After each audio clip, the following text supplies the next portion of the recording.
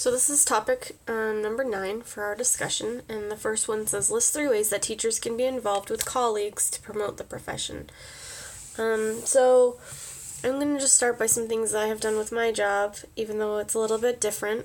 Being a CFA for BYU in the Jordan School District, I'm able to work with the pre-service teachers, and so there's a lot of pre-service teachers that we try to encourage to do an internship. And one of the ways that we do that is we hold a seminar where they can come and they can ask questions about internships versus student teaching and what that looks like. The reason that we encourage them to do internships is because it helps them gain relationships with people in their school, but also the administrator is able to see how they are doing and sometimes hire them in the future. Another thing that we do is after their observations during their debriefs, I will ask them what their plans are for the future, where they're going.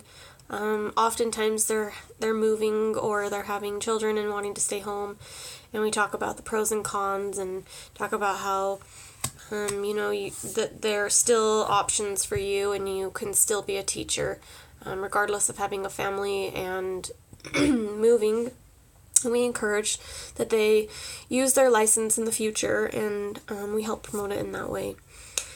The next question is, list 3 ways that teachers work with colleagues to improve teaching and learning. And I think this one's been mentioned several times, but professional learning communities I think is really important.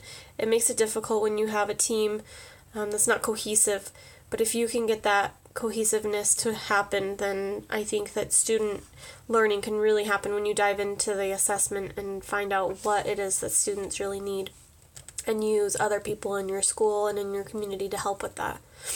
List 4 forms of evidence that teachers could provide to demonstrate that they are team players. I think that showing those scores and showing your progress and showing the things that you're doing, I think is really being a team player. But also using other people's ideas, I think, is really important too. And not just saying, I know it all, but being willing and open to trying new things. List 3 ways that working effectively with colleagues can positively impact student learning. I think I have seen this through myself, that when I implement different ideas, I realize that, I may not have all the answers, but other people have done this longer than I have, or they may have more experience, or that they've tried it.